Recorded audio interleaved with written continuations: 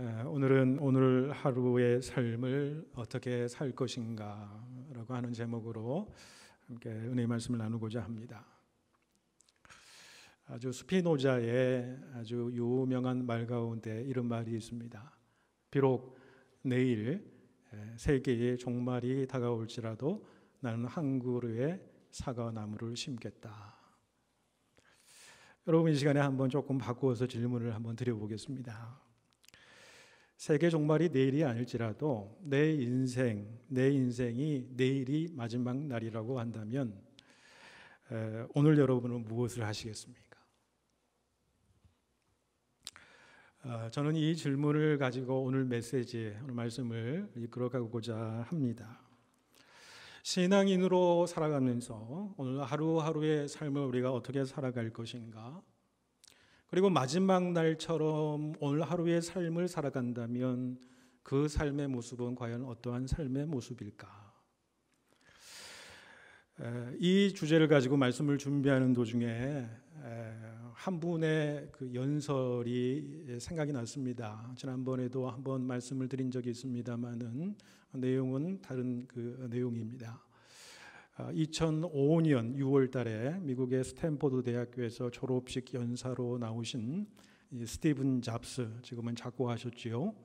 이 스티븐 잡스가 그때 연설했던 그 내용인데요. 그때 연설을 하기 전에 이미 1년 전에 그는 췌장암의 판정을 받습니다. 그래서 의사들로 하여금 3개월에서 길면 6개월 정도 의 삶이 남아있다. 그래서 삶을 정리를 하고 죽음을 예비하라라고 하는 이 선고를 받게 되지요. 사람이 그 죽음 앞에서 그것을 경험하게 되다 보니까 그것을 경험한 사람은 자기의 삶에 가장 진지한 삶의 성찰이 반드시 있게 되는 것이겠지요. 삶을 진지하게 바라보고 어떻게 사는 것이, 정말 무엇이 자기 인생의 삶에서 가장 소중한 삶이고 가치 있는 삶인가, 이런 것들을 우리가 생각하게 되더라는 것이지요. 예전에 말씀드렸습니다마는 모리와 함께한 화요일 Tuesdays with 모리라고 하는 책을 여러분에게 소개해드린 적이 있습니다. 루 게리병으로 하루하루 죽음의 삶을 살아가는 이 모리 슈워츠 교수님이 사랑하는 제자이자 저널리스트인 제자들과 서로 이야기하면서 나눈 책의 내용이었습니다. 그 책의 내용의 가장 큰 핵심은 무엇이었냐? 죽음을 앞두면서 가장 큰 깨달음이라고 할 수 있는 것은 바로 그것이지요. 인생에서 가장 중요한 것은 무엇일까? 주변에 있는 사람을 사랑하는 거예요. 사랑하는 것이다. 그리고 자신의 삶을 사랑하는 것이다. 그렇게 이야기를 했습니다. 아무튼 이 죽음을 앞둔 이 스티븐 잡스가 연설 중에 이런 이야기를 합니다. 자신이 17살 때에 아주 중요한 자기 인생을 바꿀 만한 격언을 보고 그 마음에 완전 감동을 받는 것이지요. 그 격언의 내용은 이것입니다. 하루하루 인생을 마지막 날처럼 산다면 언젠가는 바른 길에 서 있을 것이다 라고 하는 격언이었어요. 이 격언이 17살 이 소년의 마음에 다가온 거예요. 평생 자신은 아침 일찍 일어나서 이 거울 앞에 서서 이렇게 질문을 했다고 그래요. 오늘이 바로 내 인생의 마지막 날이라고 한다면 오늘 내가 지금 하려고 하는 일을 할 것인가? 이런 질문을 내렸다. 그래서 그 질문 앞에 내 마음속에 들려지는 음성이 아니다라고 하는 음성이 하루, 이틀, 3일, 며칠간 계속이 되면 내 인생의 삶의 변화가 있어야 되겠구나. 그러면서 이 삶을 이렇게 변화시켰다. 그렇게 이야기를 하고 있습니다. 그러면서 그 메시지의 핵심은 무엇이냐면 죽음을 앞두고 생각해 보니까 이 세상의 삶은 영원한 삶이 아니다라는 거죠. 모든 사람은 죽을 운명에 있는 것이고 그렇기 때문에 이 삶이 너무너무 소중하다는 거예요. 그래서 삶을 낭비하지 말라 그렇게 이야기를 합니다. 그러니까 다른 사람들이 생각하는 대로 살아야 된다라고 하는 그 생각에 얽매이지 말라고 하는 것이지요. 가장 중요한 것은 무엇이냐면 자기 내면의 소리에 솔직하게 응답하라는 거예요. 자기의 마음과 자기의 직관을 믿고 그것을 따르는 용기를 가지고 그 길로 향해서 앞뒤 좌우 볼 것 없이 앞으로 전진하면서 나아가는 삶을 살아가라. 하루하루를 후회하지 않는 삶을 살아가는 것이다. 자기 인생이 그렇게 살아왔던 삶의 모습을 우리가 너무나도 잘 알지 않습니까? 여러분, 베스트셀러 제목에 참 이런 제목이 있더라고요. 생각대로 살지 않으면은 사는 대로 생각하게 된다. 내용을 읽어보지는 않았습니다만은 이런 내용인 것 같아요. 내가 생각하지 않고 살아가면은요, 생각대로 사라지는 것이 아니에요. 내 꿈과 이상과 내 마음속에 저 깊은 속에서 우러나오는 생각, 내가 무엇을 위해 살아갈 것인가, 그걸 생각을 하고 살아가면 그 생각대로 내 삶이 따라오지만은 그냥 그런 생각 없이 그냥 사는 대로 살아가면 생각이 그 뒤를 따라오게 되더라는 거예요. 아무런 의미 없는 삶을 살아가게 되더라라고 하는 것이 아니겠습니까?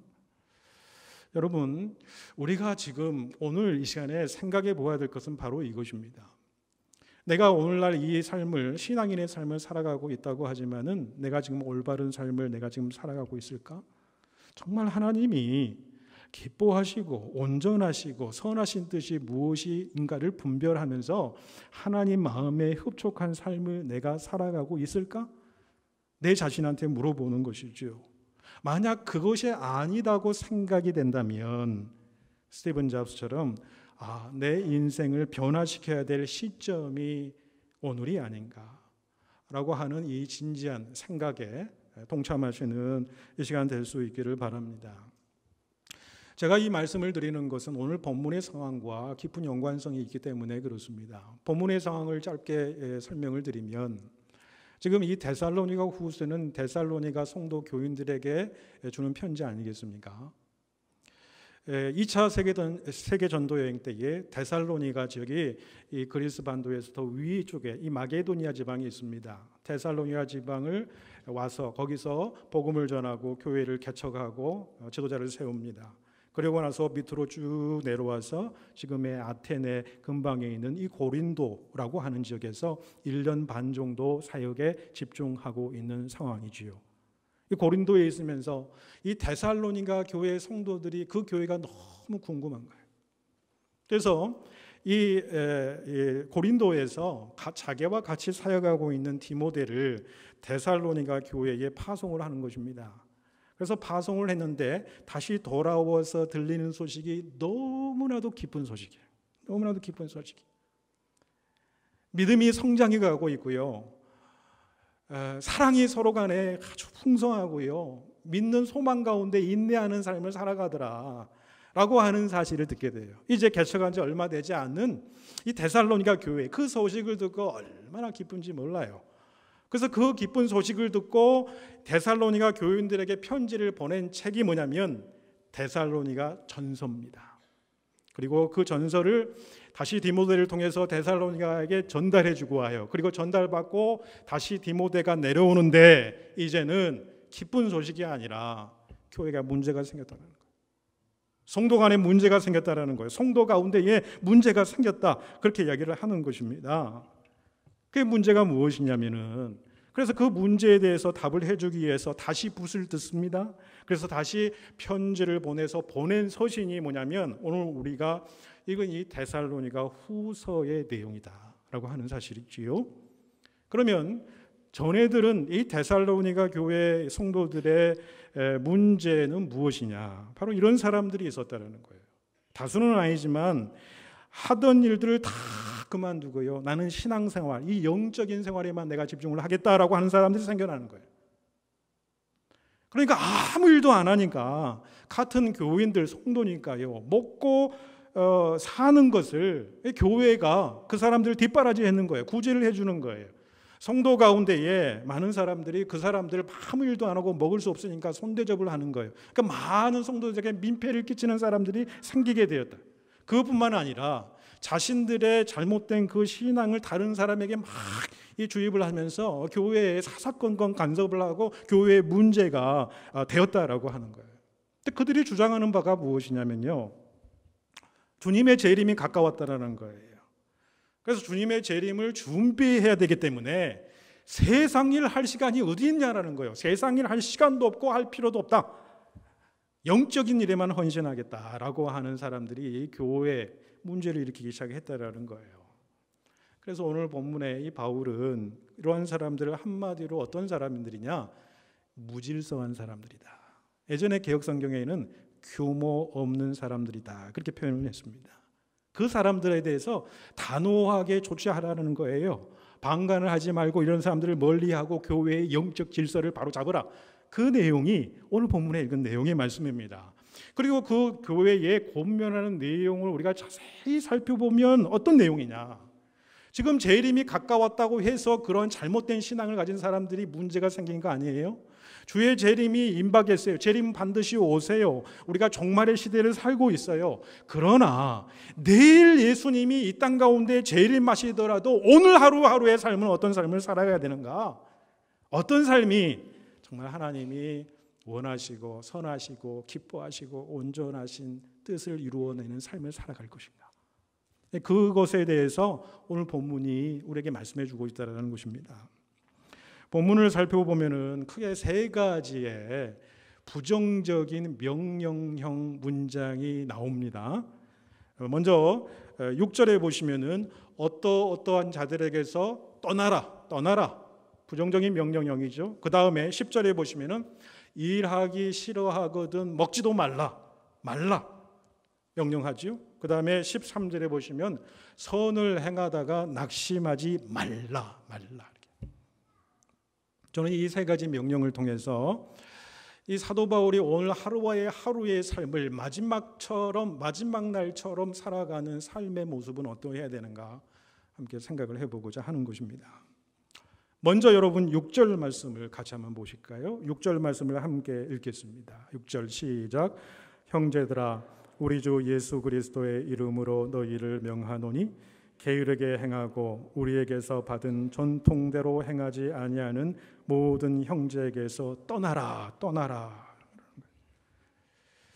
우리에게서 받은 전통대로 행하지 아니하다. 이 전통을 예전 성경에서는 유전이다 이렇게 이야기를 합니다. 파라도신이라고 헬라어 원문이 쓰여졌는데 이것은 뭐냐면 사도 바울이 전해진 복음의 진리, 말씀의 진수를 이야기하는 것입니다.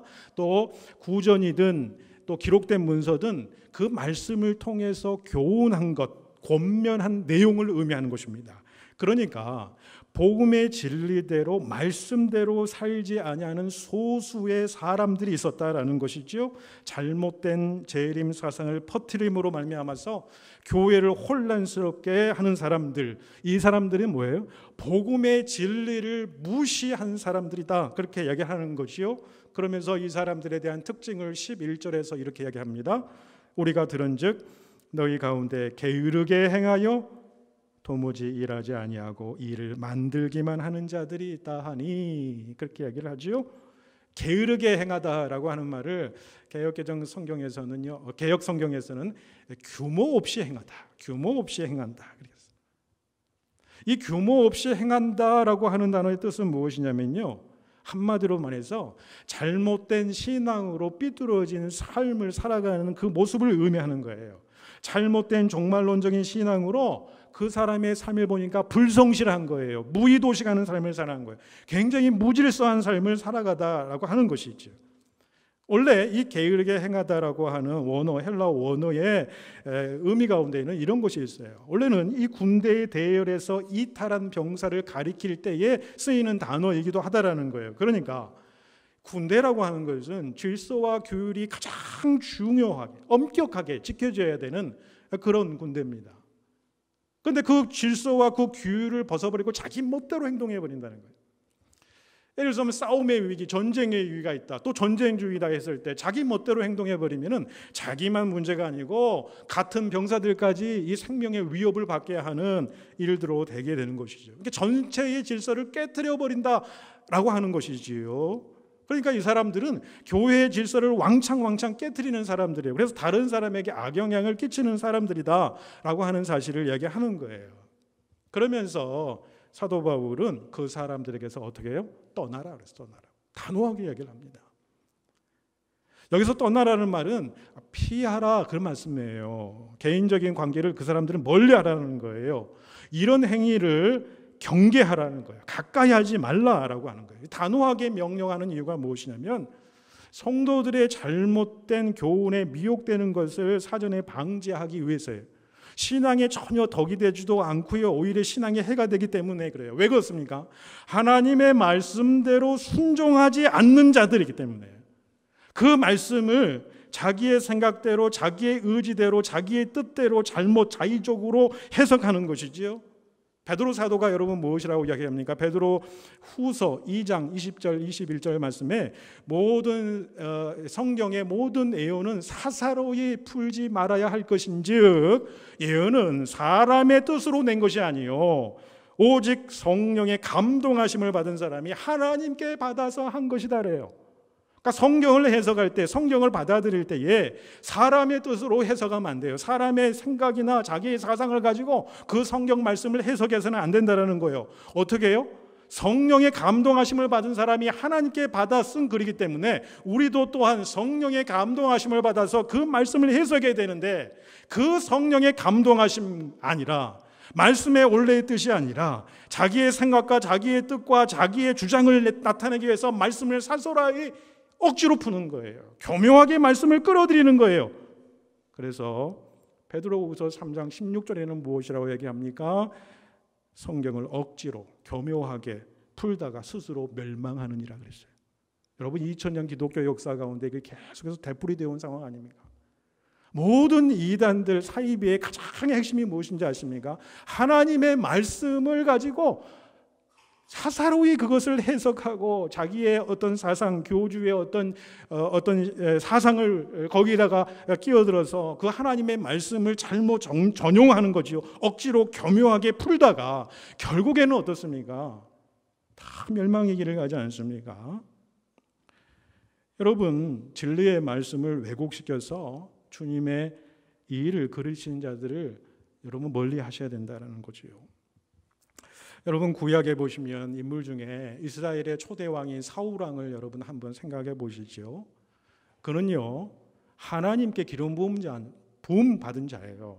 하나님이 선택하여 세운 자예요. 사무엘을 통해서 하나님께 기름 부으셨어요.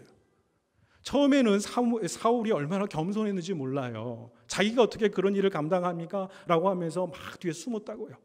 겸손한 모습을 가지고 있었어요. 그래서 하나님이 좋게 여기셨어요. 그런데 나중에 어떻게 되십니까? 기름 부어졌던 사무엘에게 하나님께서 어떤 말씀을 해주시냐면 사무엘상 15장 23절에 무엇이라고 말씀합니까? 왕이 여호와의 말씀을 버렸으므로 여호와께서도 왕을 버려 왕이 되지 못하게 하셨습니다. 그렇게 이야기를 하잖아요. 여호와의 말씀을 버렸다라는 거예요. 사울이 여호와의 말씀을 알았어요. 지식적으로 알았어요. 그런데 뭐예요? 말씀에 순종하지 않은 거예요. 말씀을 알았지만 말씀을 자기의 뜻대로 해석하고 자기의 주장대로 생각한 거예요. 말씀을 자기의 생각과 의지와 뜻 아래에 놓은 거예요. 그러니 하나님께서 그 왕을 버리시고 다윗 왕을 세우시지 않습니까? 여러분 아브라함 시대 이전에 노아 시대를 보세요. 우리가 잘 아시는 노아의 심판, 홍수의 심판이 있었지 않습니까? 그것이 무엇 때문이었습니까? 하나님의 말씀을 버린 결과였습니다. 그런데 그 시대에도 하나님의 은혜를 입은 사람이 있었어요. 여러분 잘 아시듯이 노아예요. 노아의 무엇이 하나님의 눈에 마음에 들었을까? 창세기 6장 22절은 이렇게 기록합니다. 노아가 그와 같이 하되 하나님이 자기에게 명하신 대로 다 준행하였더라. 준행하였다. 여러분 노아가 120년 동안이에요. 참 오래된 세월 동안 변함없이 하나님의 말씀에 순종을 했다라는 거예요.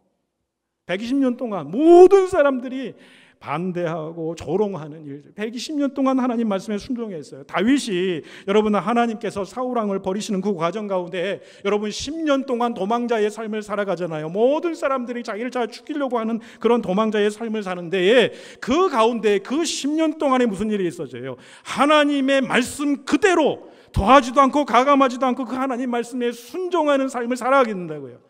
하나님은 그걸 보신 거예요. 네가 어떤 상황 속에서도 하나님 말씀에 순종하면서 하나님 말씀을 절대 우위에 두고 네가 살아가느냐? 이게 연단하신 거예요. 그 10년 동안 그 연단의 세월 동안에 네가 어떤 상황 속에서도 하나님 말씀에 순종하는 사람이다 라고 하는 것을 하나님이 인정하신 겁니다. 그들로부터는 연단받아서 정금같이 그가 이루어지지 않습니까? 모든 일들이. 여러분, 아무리 시대가 어렵고 우리 형편이 어렵다고 할지라도 노아를 보십시오. 다윗의 시대를 보십시오. 그런 어려운 시대 가운데서도 하나님 말씀대로 사는 사람들은 결국에는 어떻게 해요? 하나님이 살게 하시더라고요. 다시 일으켜 세우시더라고요. 어떤 상황에서 다시 일으켜 세우시더라고요. 그런데 모든 것이 세상적으로 편해요. 모든 것이 형통하다고 생각을 해요. 그런데 말씀을 떠나 살지 않으면요, 결국에는 어떻게 돼요? 사울왕처럼 멸망하게 되는 거예요. 사울왕 40년 동안 왕자에 있었습니다. 그 40년의 세월을 살았지만은 그 끝이 허망하게 끝나버렸어요. 여러분, 내가 오늘 하루의 삶을 어떻게 살아갈 것인가? 내가 정말 하나님의 말씀 그 권위를 인정하고 말씀 앞에 무릎 꿇고 말씀이 내 삶을 이끌어갈 수 있도록 내가 오늘 하루의 삶을 살아가는 것, 그게 오늘 하루를 마지막 날처럼 살아가는 삶의 모습이다. 하나님의 말씀이 나를 이끌어갈 수 있도록요. 하나님의 말씀이 내 오늘 하루도 내 10년간이 다가오지 않잖아요. 인간은 너무 연약해요. 인간의 본성이라는 것은 육신의 소욕과 안목의 정욕과 이생의 자랑이라는 것은 정말로 대단해요. 이 사단의 유혹에 금방이라도 넘어지는 거예요. 여러분, 내 속에는 하나님의 법을 즐거워하는 그런 마음도 있지만은 여러분 안 그래요. 죄의 법이 나를 끌어당기는 것이 얼마나 강한지 몰라요. 그러니까 하나님의 말씀이 나를 끌어가지 않으면은 죄의 세력에 그냥 넘겨드리는 그런 삶을 살아가게 되더라고요. 마지막 날처럼 오늘 하루를 살아가는 것은 오늘 나에게 주신 말씀을 붙들고 살아가는 거예요.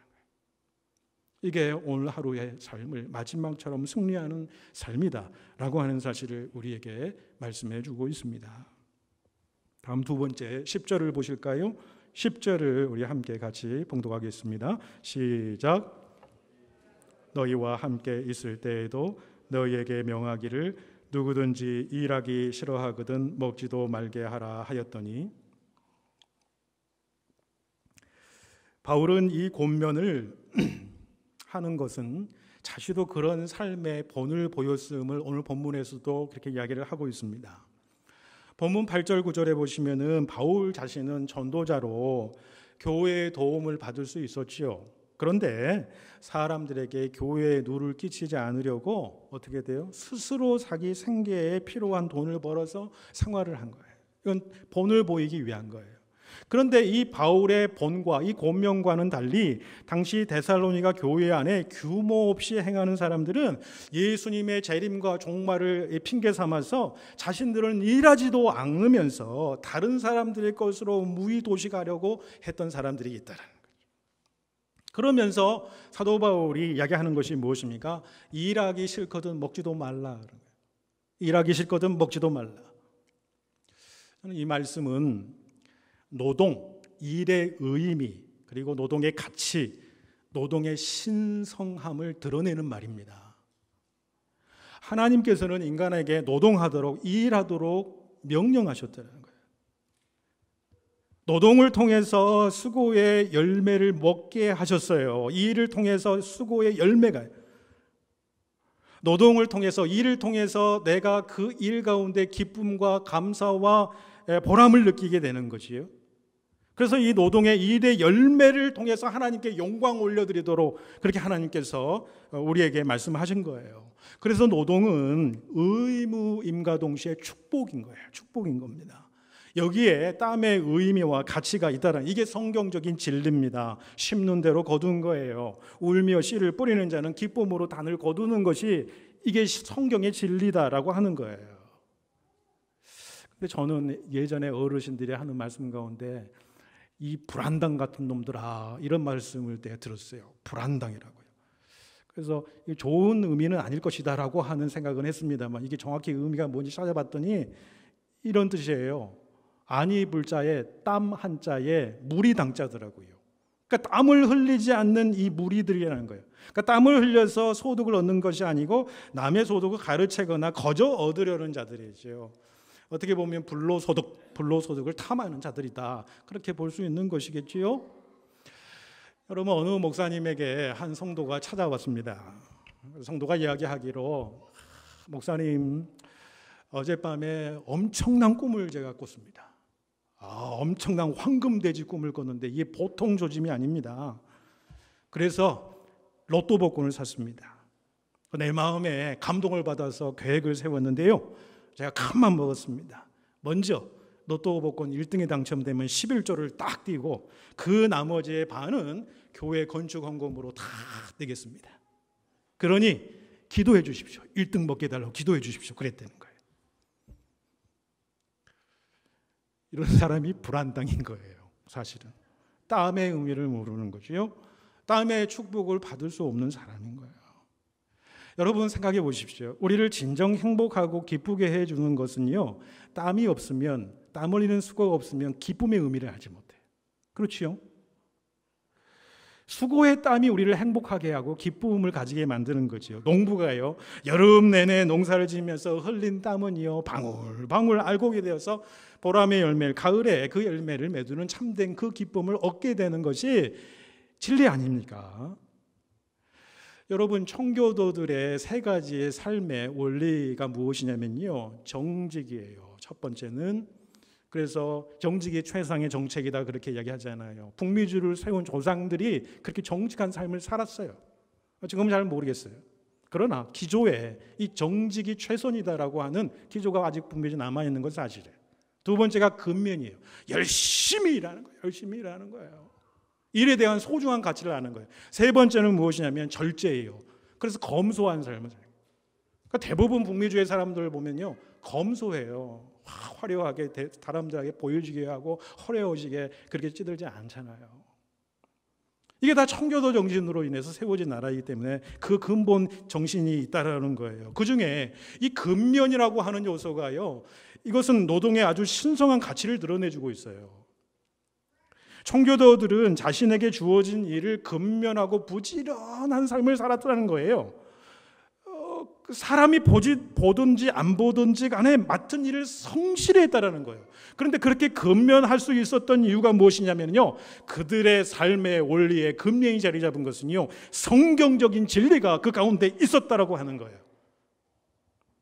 말하자면 하나님의 주권의식이 있었다는 거예요. 하나님의 섭리의식이 있었다는 거예요. 누가 보거나 안 보거나가 중요한 게 아니에요. 사람이 아니라 하나님께서 이 모든 일을 바라보신다라는 것이죠. 그래서 존 딜렌버그라고 하는 이 학자는요, 청교도 운동의 특징을 어떻게 이야기했냐면요, 하나님의 예정과 섭리를 믿고 체험하면서 사는 삶의 원리다, 그렇게 이야기를 했어요. 이게 무슨 말씀입니까? 내가 지금 하는 일이 어떤 일이든 상관이 없어요. 아주 소소한 일이든 작은 일이든 가정을 돌보는 일이든 자녀를 돌보는 일이든 직장에서 다니면서 일을 하는 일이든 밭일을 하는 일이든 농사를 하든 어떤 일든 상관없어요. 그것은 나에게 주어주신 하나님의 주권 안에서 이루어진 일이라는 거예요. 하나님의 예정과 하나님의 섭리하심 가운데 그것을 믿고 체험하면서 살아가는 삶의 원리, 하나님께서 나에게 맡겨주신 일이기 때문에, 나에게 주어진 일이기 때문에 하나님 앞에서 열심히 하는 거예요. 일하는 거예요. 여러분, 때로는 우리의 삶의 자리에 대한 감사가, 기쁨과 만족함이 없고 자꾸 우리 자리를 불만족스러워하고 그럴 때가 참 많다라고 하는 사실을 우리가 깨닫게 됩니다. 여러분, 우리의 삶의 자리는 하나님께서 그 주권 하에서 하나님의 예정과 섭리감 가운데서 우리에게 주어진 삶의 자리다라는 거예요. 그러니까 삶의 자리에 대해서 여러분, 기쁨과 감사, 그 만족함이 우리 가운데 있어야 돼요. 우리에게 주어진 모든 지경들이 있잖아요. 그래서 여러분, 시편 16편 6절에서 뭐라고 시편의 저자가 고백하냐면요, 내게 줄로 재어진 구역은 아름다운 곳에 있으며 나의 기업이 실로 아름답도다 그랬어요. 너무너무 소중한 고백이에요. 하나님께서 나에게 주신 일터는요, 그것이 너무너무 아름다운 것이다. 내가 그 일이 어떤 일들을 감당하든 그것이 너무너무 아름답고 선한 일인 거예요. 하나님께서 나에게 주신 일이라고 내가 감사하는 거예요. 기뻐하는 거예요. 내가 자녀를 돌보는 일에만 한다, 그래서 그 일이 아닙니까? 아니죠. 더 큰 일이죠. 엄청난 큰 일이에요. 내가 직장 생활을 한다, 내가 가게를 한다, 무엇을 한다 하더라도 그 모든 일들이 다 하나님께서 나에게 주신 아름다운 일임을 고백하는 거예요. 나의 기업은 실로 아름답도다 그러잖아요.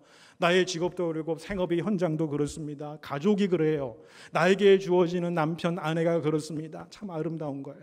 행복한 거예요. 생각하면 내 자녀들을 주셨어요.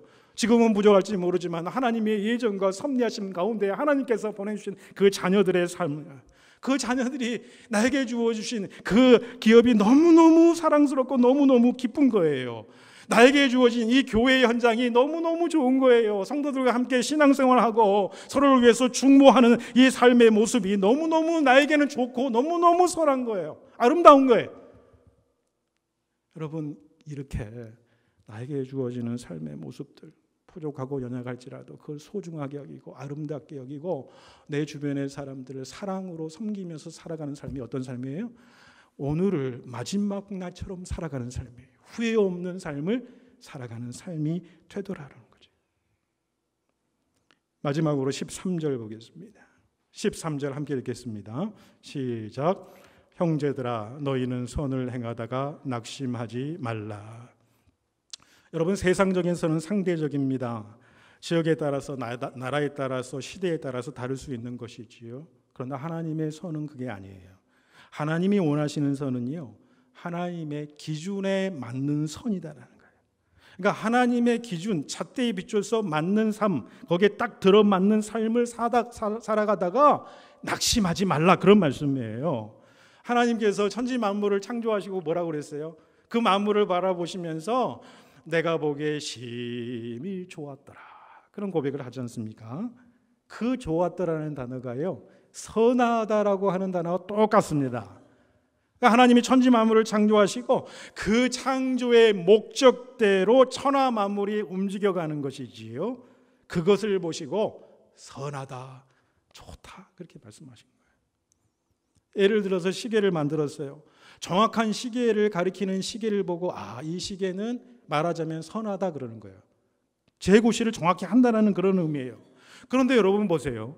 재고시를 하는 것, 하나님의 창조의 질서와 목적에 따르지 않고 재고시를 하지 않은 것을 하나님께서는 악하다고 그랬어요.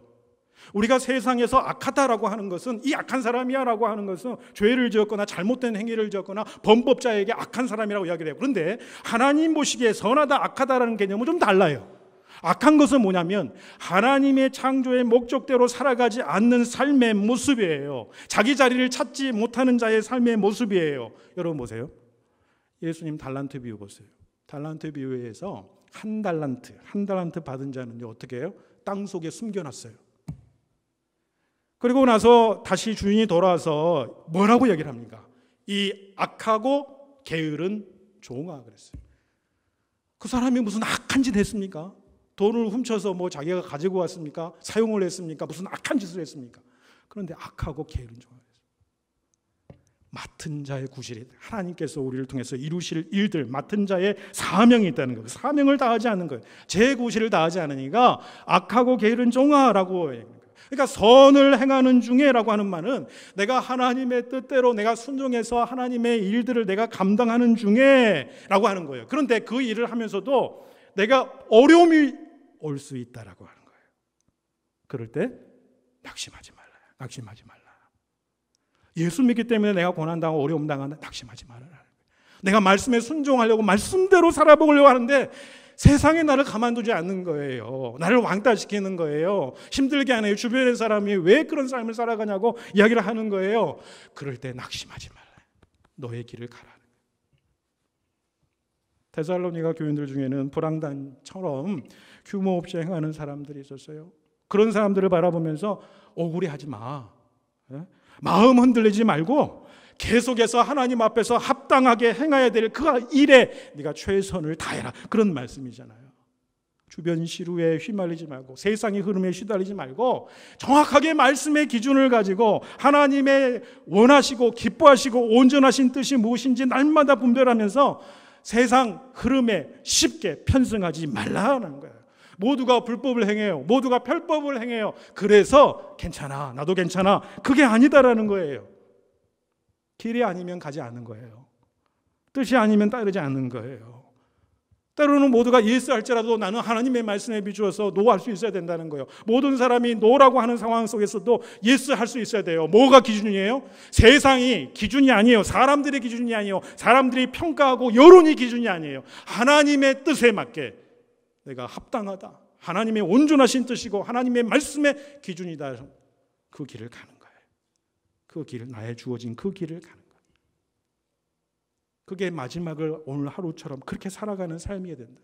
기억해야 될 것은 하나님의 잣대, 하나님의 기준을 늘 생각하는 거예요. 그게 하나님의 선이거든요. 하나님의 공의의 심판이 반드시 있겠다라는 거지요. 우리 인생 다 살고 나면 반드시 하나님 앞에 서게 된다는 거예요. 그때 하나님 평가 있는데요. 하나님, 그래도 제가 부족하지만요, 하나님 말씀대로 내가 살아보려고 노력했습니다. 여러분, 우리 말씀 앞에 오늘 결단할 수 있기를 바랍니다.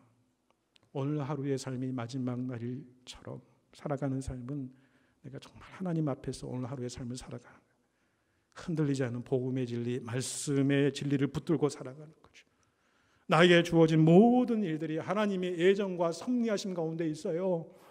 어떤 작은 일이라고 할지라도 그게 하나님의 예정과 섭리하심 가운데 그 일을 통해서 하나님이 영광 받기를 원하신다라고 믿고 그 일들을 행하는 삶의 모습, 그리고 내게 줄로 재어진 구역, 나의 기업들, 나에게 주어진 모든 것들, 감사하고 기쁨을 가지고 서로 사랑하면서 살아가는 삶, 이것이 바로 오늘 하루도 참된 신앙인으로 살아가는 귀한 축복인 줄로 믿습니다. 이 귀한 축복이 여러분과 저희 삶 속에 있기를 축복해 드립니다.